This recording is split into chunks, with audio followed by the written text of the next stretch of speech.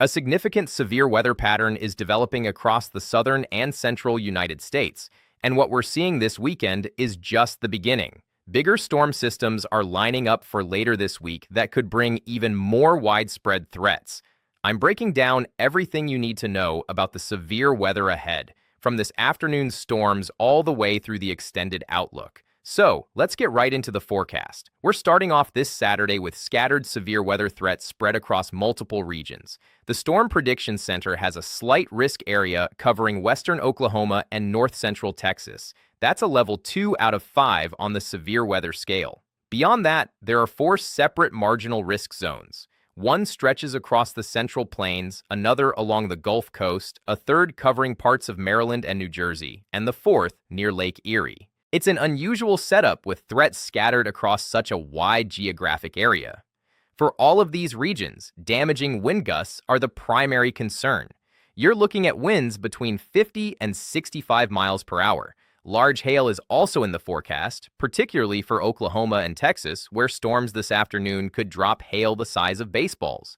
And if you're in western Oklahoma or north central Texas, there's a tornado risk you need to take seriously.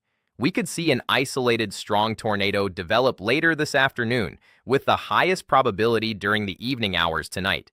Communities near Altus, Lawton, and just west of Oklahoma City need to stay weather aware. Same goes for the Wichita Falls area. If tornado warnings are issued, you need to be ready to take action immediately. Sunday is when this severe weather outbreak really expands. The Storm Prediction Center has issued an enhanced risk, which is a level 3 out of 5 covering central and north Texas. This includes the Dallas-Fort Worth Metroplex, Abilene, and north to Waco.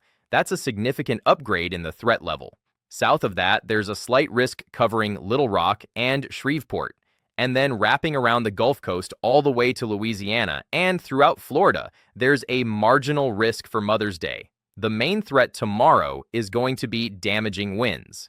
In fact, we're looking at the potential for significant wind damage across central Texas. If you're in Dallas, Fort Worth, or Abilene, wind gusts could reach 85 miles an hour tomorrow afternoon. That's flying debris territory. Trampolines, patio furniture, anything not secured is going to become airborne. Beyond that core area, isolated damaging winds are still possible elsewhere. Large to very large hail is also expected. I'm anticipating at least a couple of supercell thunderstorms producing hail as large as baseballs, potentially even reaching 3 inches in diameter, which is the size of teacups. There is a tornado threat tomorrow as well, though it's on the lower end. This isn't primarily a tornado event, it's being driven by the wind and hail potential. That said, I wouldn't be surprised to see the tornado probabilities increase around Abilene and central Texas, especially if storm interactions with boundaries create more favorable conditions for rotation. An isolated strong tornado remains possible, so you need to stay alert. Let me walk you through the timing for today's severe weather. Storms aren't going to fire up until around 6 gone this evening. Initially, you're looking at downburst winds and maybe some isolated large hail, but as we approach 8 thou, these storms are going to intensify. The area I'm watching most closely is near Weatherford, Oklahoma. That's where I think we have the highest tornado potential, though it might not materialize until 9 wee or so when all the ingredients really come together. Up in northwestern Oklahoma, there will be plenty of thunderstorms, but moisture is going to be limited near Enid. That means the tornado threat should be lower there, but large hail and damaging winds are definitely possible. The storms west of Oklahoma City are going to be the most concerning. By 10 Wadikasser tonight, any storms that remain discrete will have the potential to produce a significant tornado. We're also talking about damaging winds and very large hail. As we get to 11 sak, these storms are going to start clustering together. When they move toward Tulsa and McAllister, this transitions into a straight line wind threat. It becomes outflow dominant, which means the tornado risk drops, but it doesn't go to zero. Through midnight and into the overnight hours, this complex will push into Arkansas. If you're near Fort Smith or Texarkana, it could be a noisy night. By the early morning hours, this system will weaken as it approaches Little Rock and the Mississippi River Valley. Now let's talk about Sunday. Storms will initiate over Texas right around noon to 1 in the afternoon. Initially, damaging winds are going to be the main threat. Any storms that can latch onto boundaries and stay discreet will have a better shot at producing tornadoes. But most of these storms are going to cluster together quickly, which means we're looking at more of an organized wind threat with some large to very large hail mixed in.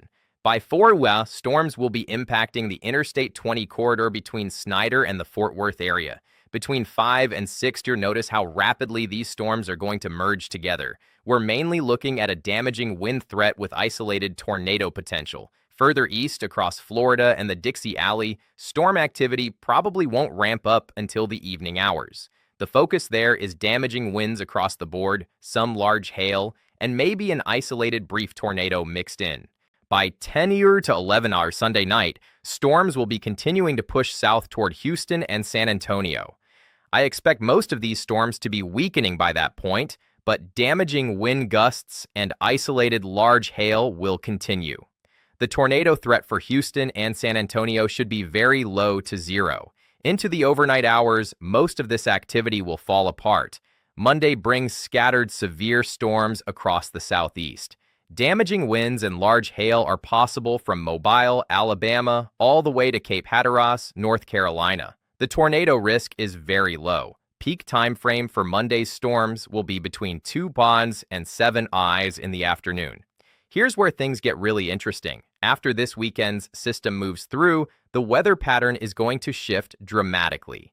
Early next week, a large ridge builds across the southern and central plains. That's going to suppress any major storm systems for a few days. But by the end of the week and into the following weekend, conditions are going to change significantly. I'm seeing potential for severe weather to return Thursday and Friday across the Great Plains and Midwest as a shortwave trough drops across the Rockies. More notably, between May 20th and 24th or so, we're expecting multiple storm systems to come over the Rocky Mountains, with large troughing features developing across the West Coast and into the Rockies. This should set the stage for at least a couple of significant severe weather events across the Great Plains. The European model is showing substantial atmospheric instability across the same area. When you combine all of these factors, it points toward bigger severe weather outbreaks sometime around May 18th through May 23rd. Looking at the extended forecast, Monday we'll see a few storms continuing across the southeast. Tuesday, a weak system impacts the Midwest and Ohio Valley with isolated large hail possible. Low-end severe weather could continue Tuesday evening in parts of the Ozarks and back into Ohio. Wednesday and Thursday look mostly quiet, but I'm monitoring a new storm system that ejects over the Rockies on Thursday. That could lead to a very low-end threat of severe weather in the far northern plains. Friday could bring a couple of thunderstorms across the Midwest. In terms of significant severe weather, there's a lot of uncertainty right now, but I definitely wouldn't rule out some sort of event across the Midwest and Central Plains. Beyond that, as we approach the end of next weekend and into the following week, I think we're going to start seeing several large storm systems.